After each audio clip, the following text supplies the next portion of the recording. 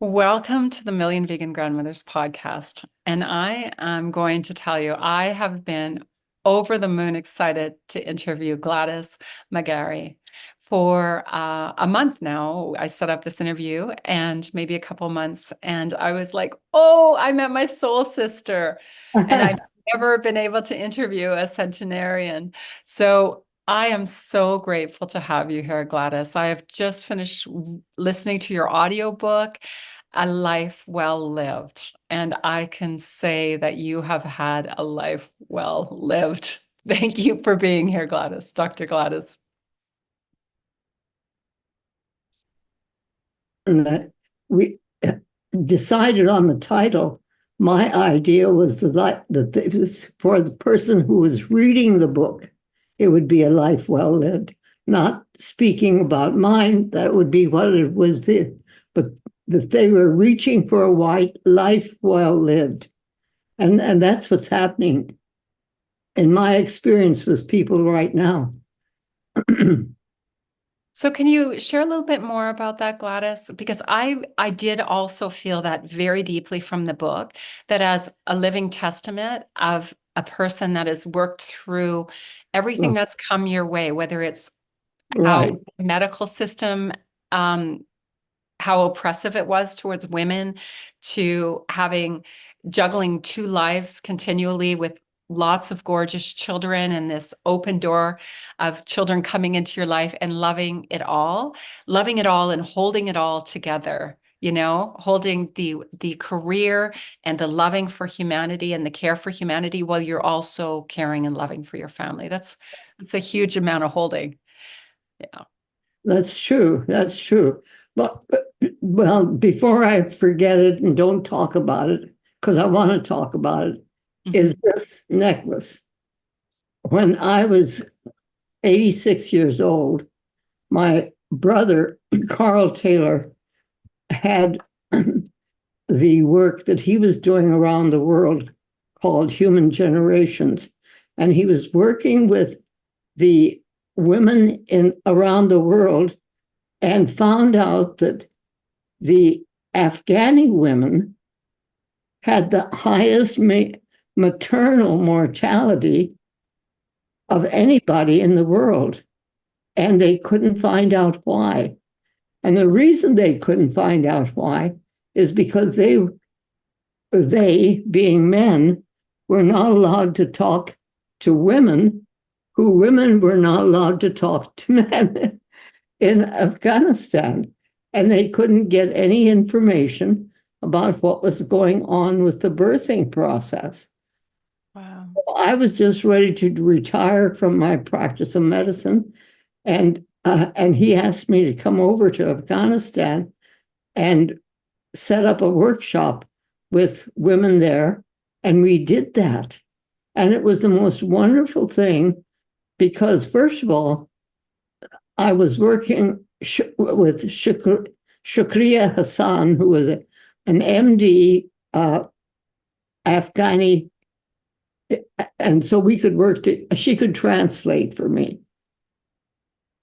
And so we set up this workshop, and we had 34 women from 10 different villages who came and spent this time with us. And for a week or more, we lived in this one big room. We ate together, we slept together, we talked together. And when women talk together, they talk and they teach and they learn. And that's what happened while we were doing this.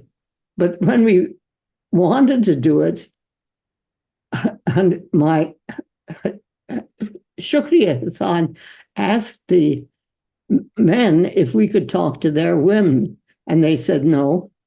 And so we didn't know what we were going to do until Shukriya said, well, we want to talk to your mothers-in-law.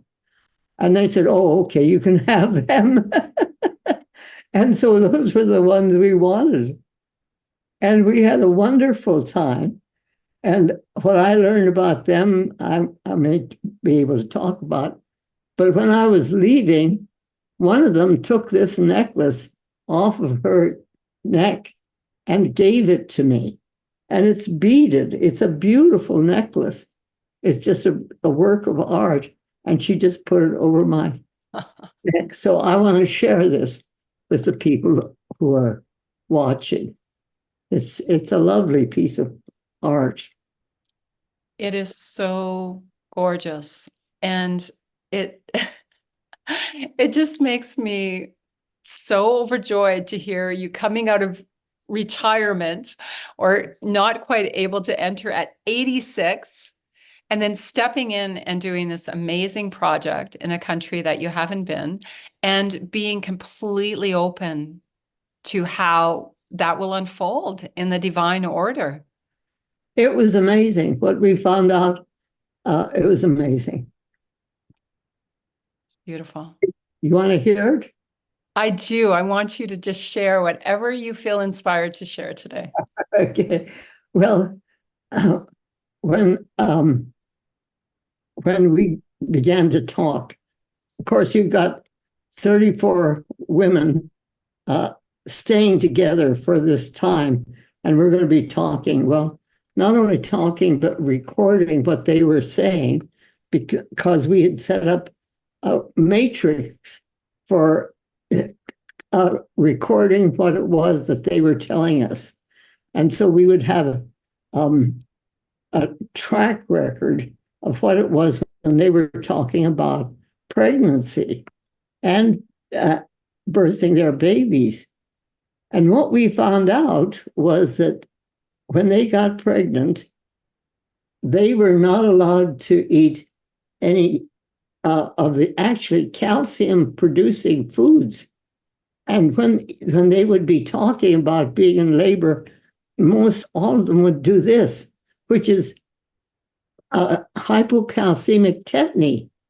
So when you're here, I'm watching them talking about being in labor and realizing that if these muscles are in spasm like that, think about what their poor uterus is doing. Because it's one big muscle that just cramped down, but it couldn't push out. So it would all be cramping down on itself. And what happened was that's exactly why the death rate was so high, because they would, when they went into labor, they weren't allowed to have any calcium foods. They when anything to eat when they were in labor or drink. So they're starved, hungry, and trying to push this baby out, which of course they have no energy to do. So somebody from the outside has to push the baby out. Oh, So now you've got a ruptured uterus, you've got just all kinds of pathological things that happen, and women were dying. It was just a consequence of what they didn't know. And so I had the amazing opportunity of having a piece of blackboard about, a foot wide, square, and a piece of chalk, and able to draw for them what their anatomy was, what was going on during a pregnancy, and so on and so forth. And we had the most wonderful meeting of souls and really of grandmothers, because these were the women who their sons-in-law, you can have them, which was great for us. And, it's this reaching, well, we women, when we let ourselves know this, need to have other women that we can talk to, because we need each other. We absolutely do. And the men, poor guys, they can't understand anything until we begin to understand something. We're the mothers that teach them. And so beautiful. here we are. Incredible story. And I feel that very same essence is that it's the divine that's awakening right now. It's the divine feminine on the planet that's saying, hey, we're not going to partake in war and patriarchal destruction. We are as women stepping up deeper than we ever have. You have done that your whole life. You have moved Yeah, through barriers that may have been much more oppressive and definitely were more oppressive. When we first started talking today, you were talking about everywhere you turn and all the people that you speak with now, there's a certain authenticity that they are being called to in the spirit to awaken humanity. Can you share a little bit more about that? absolutely. When I talk to people who have read the book or heard something, talk to people, it seems to me that they are reaching back for their true humanity. It's like, now this is just my idea. This isn't theology or anything. I'm not preaching this, but sort of like when we when God created us, whatever God is to each one of us, that concept created us. He, she said to us, now I have created the earth, the universe, and it's perfect. Everything is in place. Everything is perfect. And now I have created you, the human being, which is the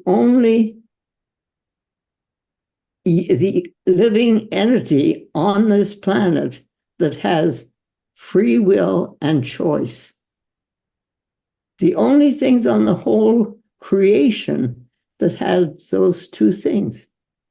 And so I give you, the human being, dominion over the whole universe. You're the last thing I've created. I give you dominion over and we, in our arrogance, thought that what they said was domination. And so we said, oh boy, we got him. And we've taken over the universe. Well, I don't know what all we've taken. We've taken it all over. Mm-hmm. And we've destroyed it in ways that are just awful, And so I think what's happening, what I'm feeling and what I'm hearing from people around the world is that they're reaching back for their true humanity, because their true humanity is what's within themselves. I completely agree. And, I call it the Great Awakening right now. The prophecies all said that we were moving, if we didn't change, we're moving to the great sixth extinction, but that we have a choice. They called it the time of the sixth sun. And it would be a consciousness maybe that we've never seen since humanity has thought that they were to dominate over, which means I have the right to kill, abuse, torment, all the beings that we do on this planet. No, dominion actually means caretaker. We were given the right to caretake. And it's coming back to that when we reach out our hand to say, I am here for you. And that includes all living beings. It includes a living planet. It includes the trees. We've cut down over half of our trees on the planet, mostly for animal agriculture. And it is, as I read in your book, Gladys, and getting to know you, it's really about everything you speak of. That you wrote that book to say we all can have a juicy life. We can all find the juice that sparks us so we're not just in that constant flow of distraction and destruction. Right. Well, If we, it reminds me of my oldest son. He's a retired orthopedic surgeon. But when he completed his training, he came through Phoenix and he said to me, Mom, I'm scared. He said, I'm really scared. He was going down to Del Rio, Texas, where he was going to start his practice. He said, I'm going to have people's lives in my hands. I don't know if I can handle that. And I said, well, Carl, you aren't the person who's has their lives in your hands. You have this amazing education, which is orthopedic surgery. And believe me, if I have something broken, I don't want a barber fixing it. I want somebody who's properly trained and knows what he's doing and can work with that. But you have to realize that in reality, you're not doing the healing. You are in the process of turning the process of what you know over to the physician within that patient. Because it's that inner physician who takes what you know and says, oh, I understand. And then begins the healing. But it has to be done with love. If it's done without love, it doesn't go where it needs to go, because love is the great healer. It's in all forms of growth and life and so on. Love and life live together. They are one unit, just like when we're pregnant. The mother and the baby, what the mother eats, the baby eats. What the mother thinks, the baby thinks. So for that period of time, we are one unit. We become separate units when the baby takes its first breath. But up until that time, we are one being.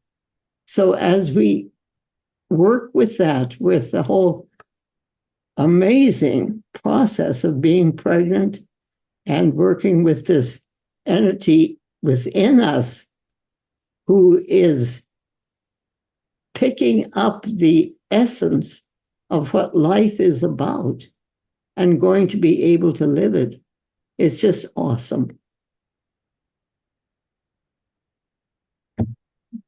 and you were able to do that many times over. You had quite a few children, you have a world of grandchildren, and then I'm sure that you were present, for many of them coming into the world.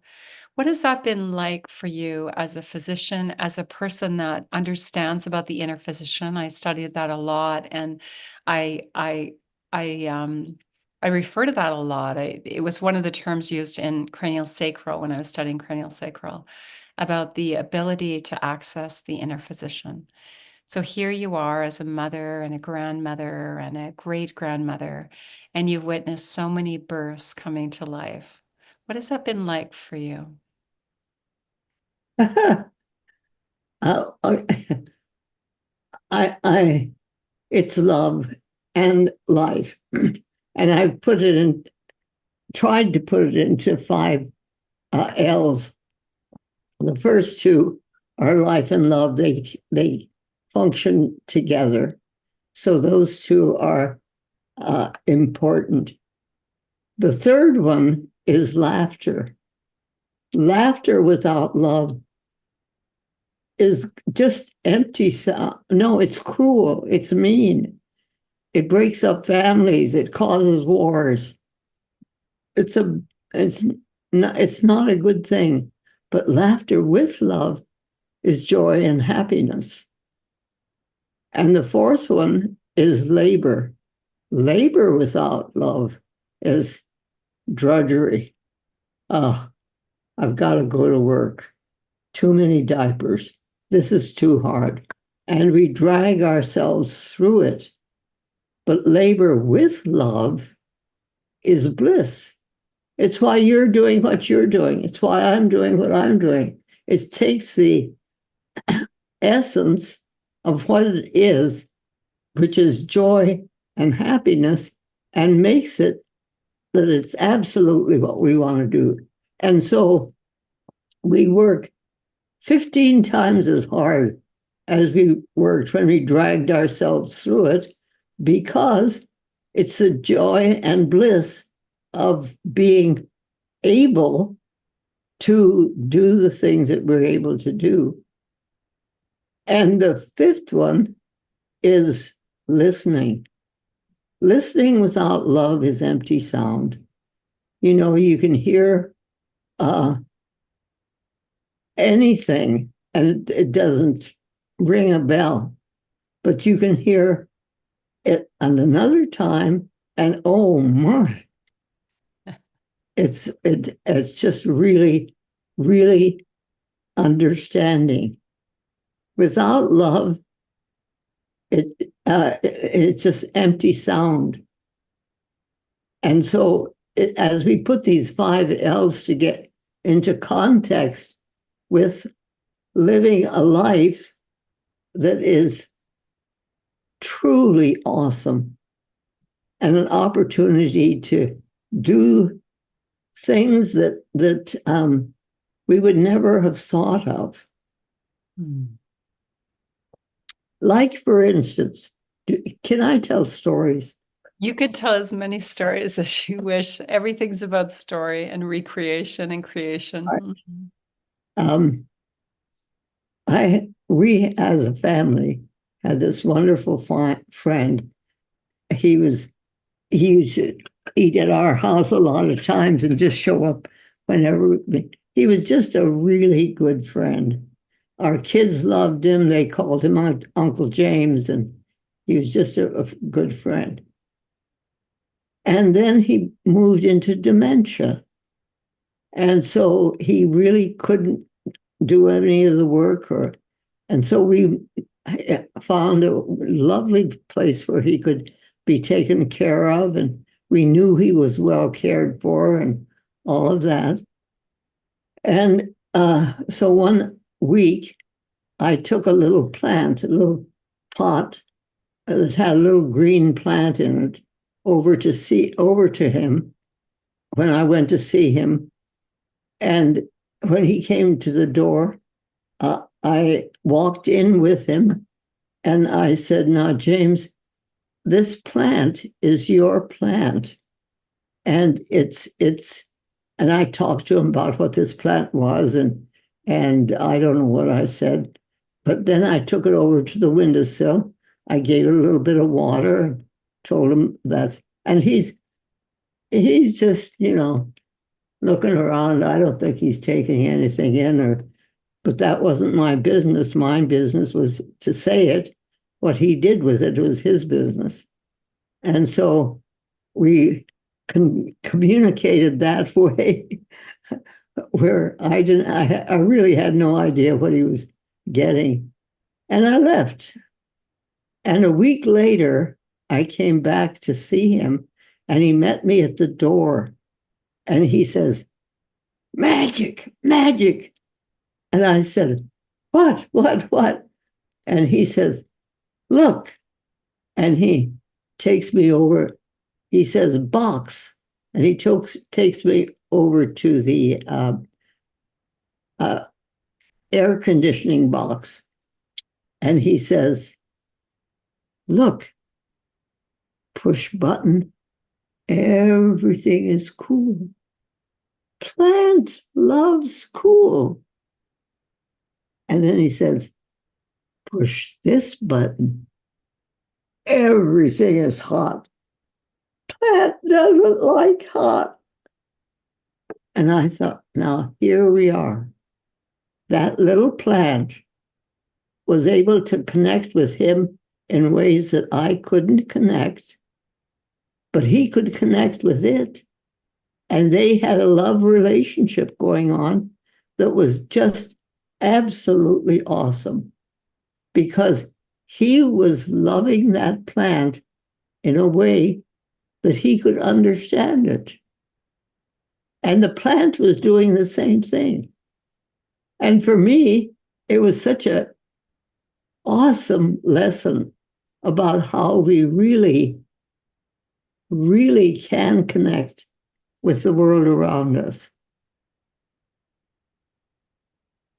Yeah, it's such a humbling experience, and that beautiful level of detachment to the outcome that you provided. You were guided somehow to bring this plant and to just talk to your friend like you were talking to your friend, and he was able to receive whatever he was able to receive, and you were able to feel that they actually had a communication, Yeah, energetic.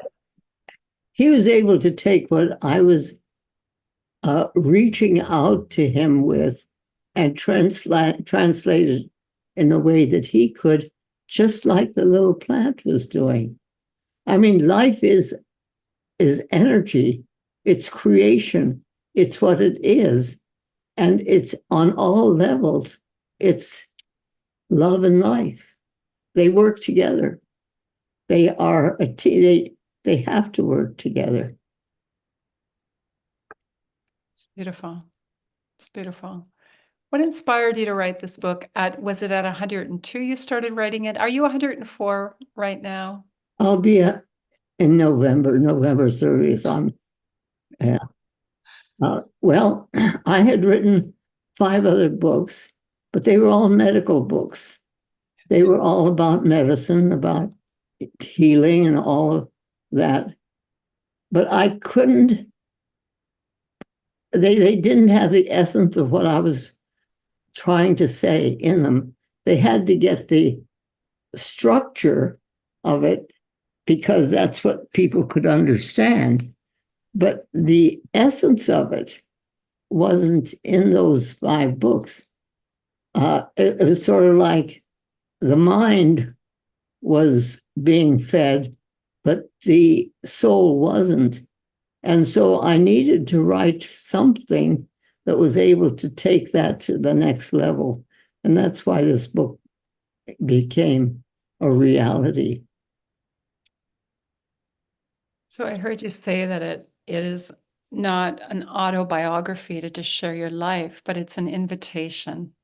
It's an invitation that we all have this juice within us. We all have this unique spark of divine that we can feed and we can connect with on an energetic level and become, you know, who we were always meant to be, that evolution of humanity, that change.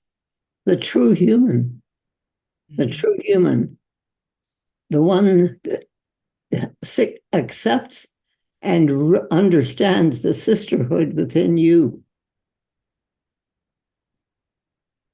And the sisterhood that connects with the plant world and the animal world and the living essence within everyone. That's what I feel in your energy is that, and reading your book, is that what made you such an incredible healer, not just a physician, but an incredible healer, is your ability to see beyond the symptoms of a person, to see what was really going on in their energy field. Would you say that's accurate? Well, that's why we started the American Holistic Medical Association, is because there were a group of us who understood that well, it took us 2 years to figure out how to spell holistic because we were looking for the word that had an H in it, that health and healing and holy was the essence of what it was that we were looking for.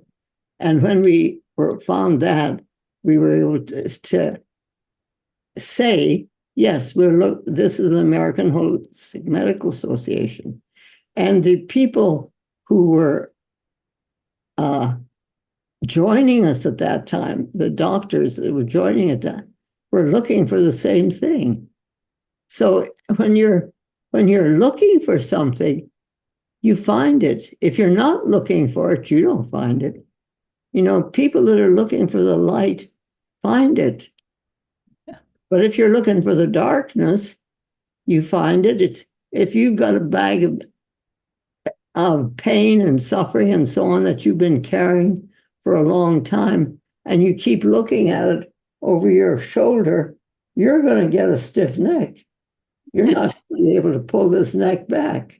It's stuck. You're stuck at that. That's what you're looking for. It's only when you begin to say, well, there must be something else, and you start looking for the light, and you pull yourself back to the light, and it's there. It's always there. It's just that you haven't seen it. Been looking in the wrong direction behind us. Right. Suffering. And that's just a back glance. Oh, I remember that spot, and I'm going to let it inform me of how I can be more present to Right. what's possible. A little bit of quick backward glance once in a while. Yeah, but that's it. Yeah. Well, you can get stuck that way, but you don't need to. You can make yourself pull your head back out of the stuck place and start looking for the light. It depends on, we're the ones with choice. We can choose which way we're going to go and how our life is going to be this lifetime. It's like my son who became the orthopedic surgeon. I mean, he became an orthopedic surgeon because he was allowing his energy of life to feed and help the energy of life that the patient could take in with his own, the patient's own energy of life. So it's almost like a remembering, Oh, through that love. It's helping people remember their essence, their self-healing within themselves, and their ability to focus in the right direction. I shattered a leg cycling one time, completely shattered my tib and my fib, and compound fractured in my malleolus. And the surgeon going into surgery, they waited for a surgeon that had been in Afghanistan to put together soldiers. And he said to me, and I had been through a really big healing with Crohn's already. And I was like, and I had a near-death experience. I'm like, yeah, I will get through this because I love walking. I love hiking. I love being present in the world in a dynamic way. And I said, what are you going to do in surgery? He says, I'm going to try to save your leg. And I said, how many breaks do I have? He said, way more than I can count. He said, but don't expect to be able to, be the same. Like you'll probably always walk with a cane. And he said, but we're going to try to save your leg. And I couldn't even buy into that. I had come so far that it's like, we'll see we'll see what happens here. I get to decide. And it doesn't, I needed, like your son, an orthopedic surgeon. I needed a good surgeon. yeah. I couldn't have healed that with my mind. There's no way. I needed somebody to put together my leg and pin it and do some stuff. And then it was up to me. And I remember going back and him saying, I don't know what you're doing, but he kind of had never seen this amount of healing. And I was trying to explain to him my diet and my meditation and my conscious breathing and the power of the intention. I continued seeing myself healed. I went and bought a backpack because I imagined myself when it was completely healed going on this long trek on this gorgeous coastline that a lot of people find so beautiful. And here I am. Here I am. And Yeah. so I completely understand what you're saying. And since then it's a teaching. I believe I had illness so I could let go of ego around any kind of, like, people get sick because they don't take good enough care of themselves. All of that. I needed to let go of a little bit of that. I needed to be flattened. And then I needed to wake up with new eyes so that my love could be much purer when I was working with people to help them heal. So I totally understand what you're saying, the infinite possibilities. Well, let me tell you a story. I had a woman who wanted to do the trek in Spain, and she had planned on doing that for a long time. And then she injured her leg, and she just was having a bad time with her knee. And she came in to see me, and we talked about it, and I realized that she had the ability to think at a deeper level. And I said to her, well, you have stem cells in that knee that are actually can actually understand what it is that you're thinking. So if you will communicate with those stem cells, and she had about 6 weeks to do the work before I said, let's see what happens. She was able to do the trick because when she came back, her knee was completely healed. But she had worked specifically with something that her mind could understand because we were just beginning to understand what stem cells were at that time. And so as we begin to understand ourselves and begin to relate to our body and mind and spirit, we become one unit again. That's beautiful. And I have always felt that we have the potential to move as a humanity to just basically communicate with what we're missing. We might need to supplement it a little bit, but it's like, no, I'm calling on more, more stem cells. I'm calling on an upgrade of I need some more human growth hormone. I feel like I need to heal this and just access that and invite that in. And it's such a great gift for sure. I am super intrigued that I always wondered why the H in holistic, you put the H in holistic, the healing health. And I would love to know who your core group was that you met in your living room and different conferences of the American Holistic Association. Well, it was, oh my, that's way back then.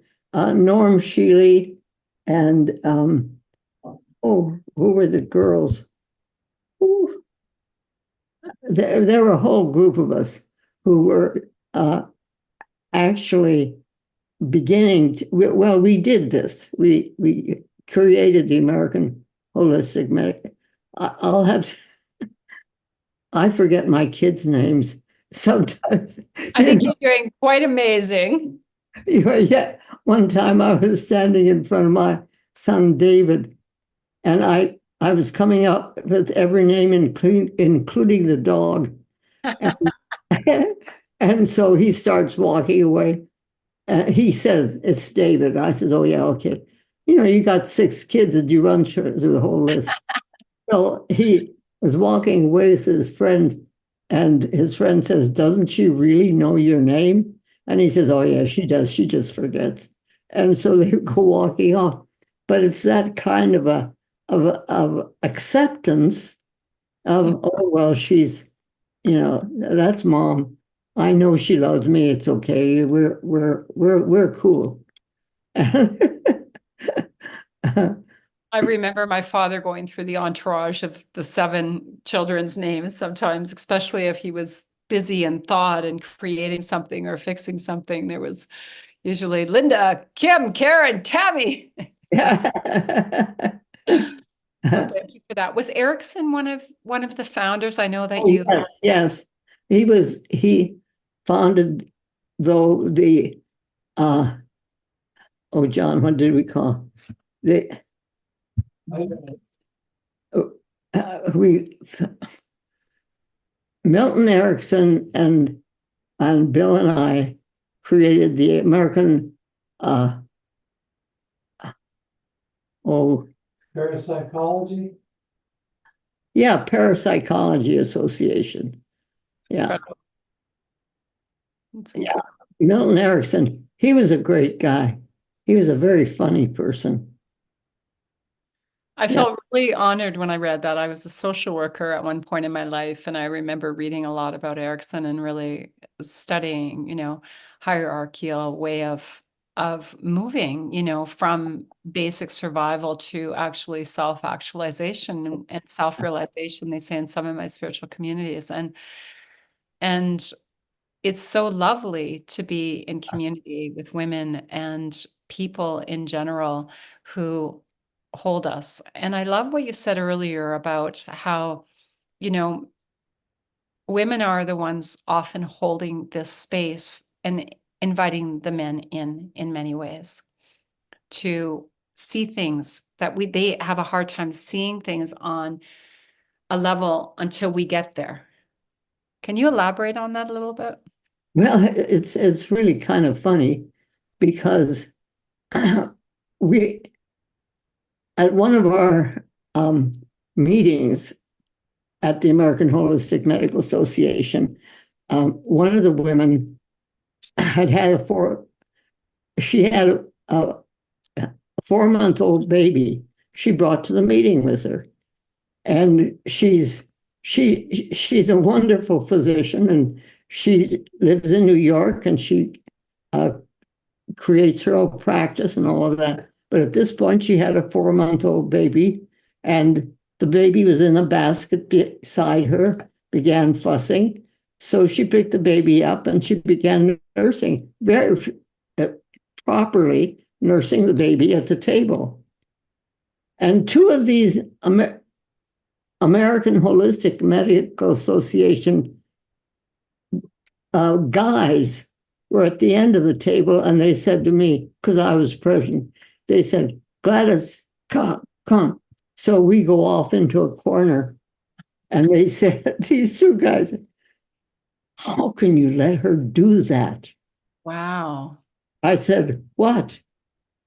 "Sit at the table and nurse that baby." I said, "Oh, for Pete's sake, grow up and go sit down." Because, they just didn't understand that you're living life, guys. This is a holistic life. And she's going to do what she's going to do.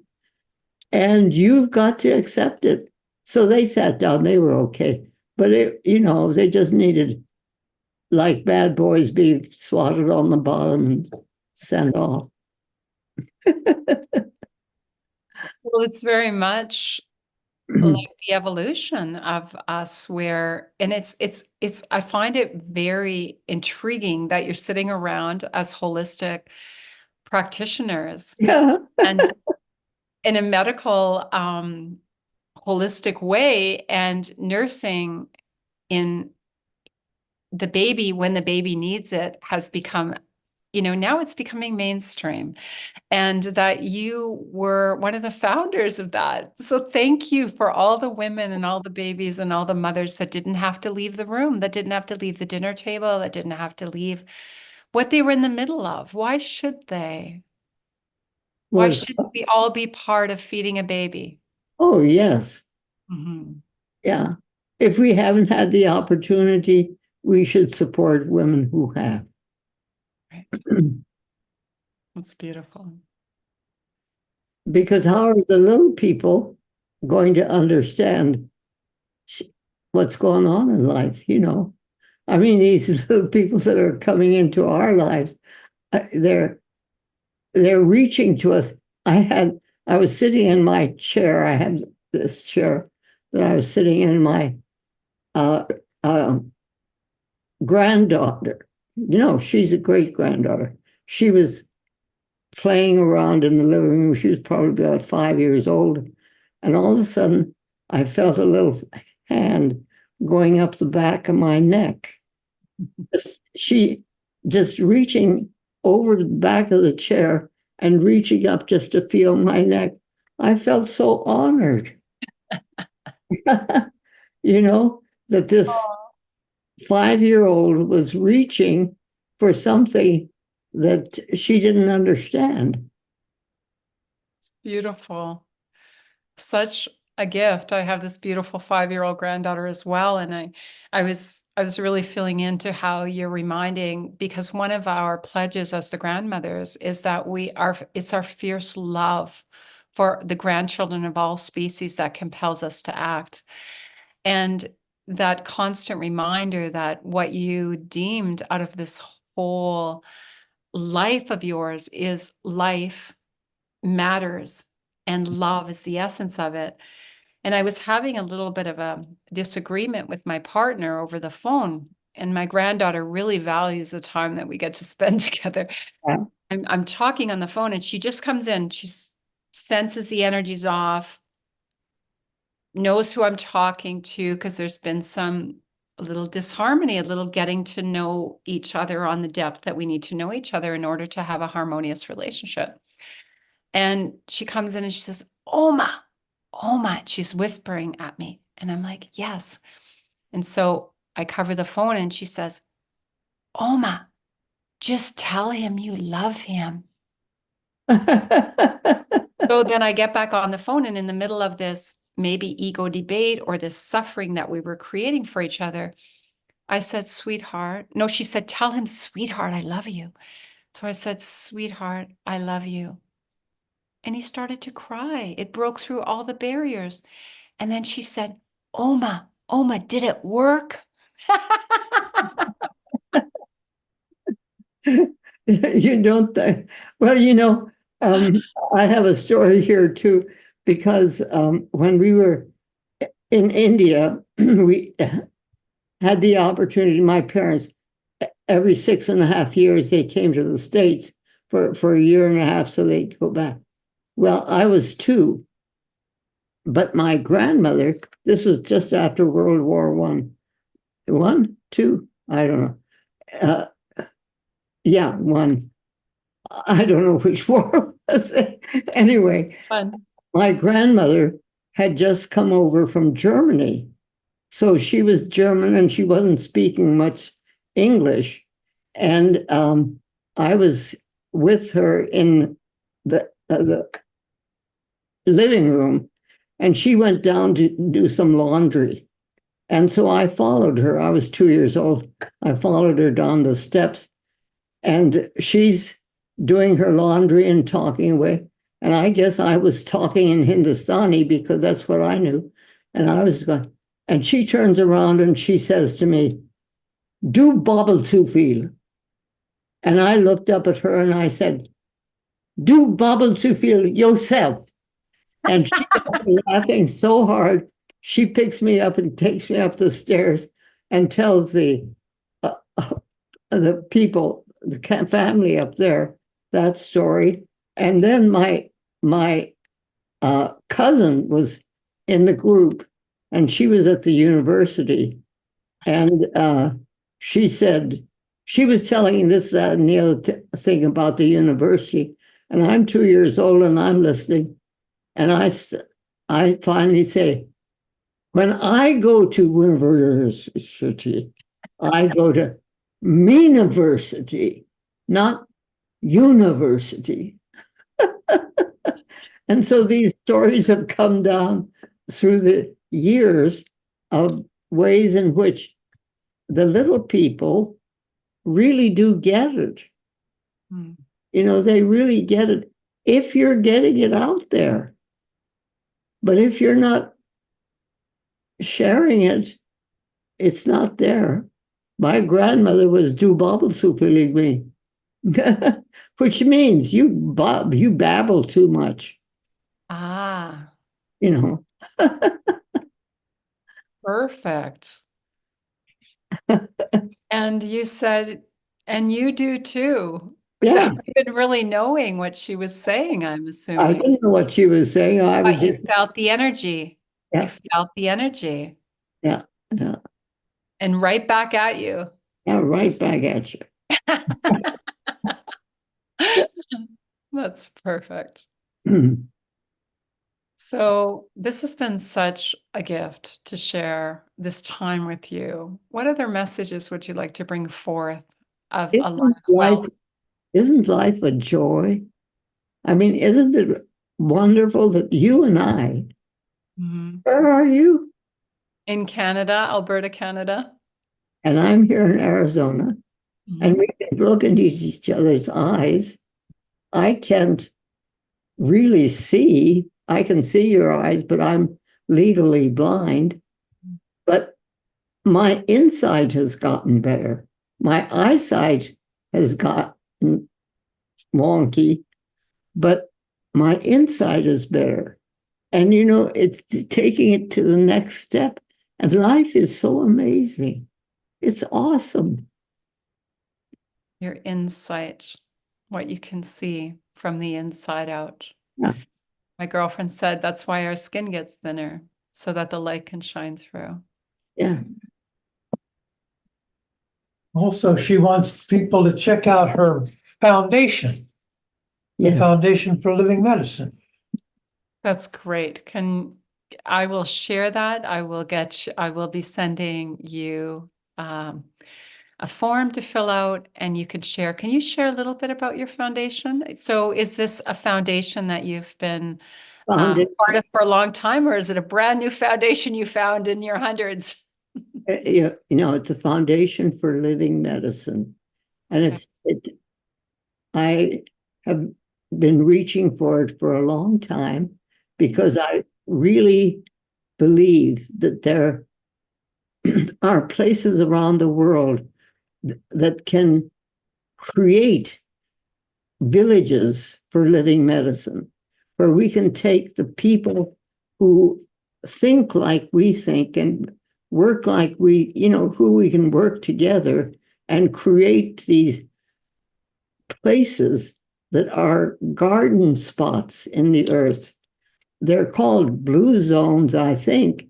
Yes, around some places around the earth, but there are places where I'm really thinking of having whole communities which are created because they want to create these gardens of Eden around the earth, because the earth is calling for it too. And we as humans are wanting to claim our true humanity. And we want to live with people who understand that and can work with it with us. So why not? Beautiful. And they are coming forward and it is returning back to the garden. And the original instruction was Genesis 1:29, and it was a plant-based diet. It was I give you every herb and tree and seed and you Right. know and to the animals I give the grasses. So maybe that will be our instruction back.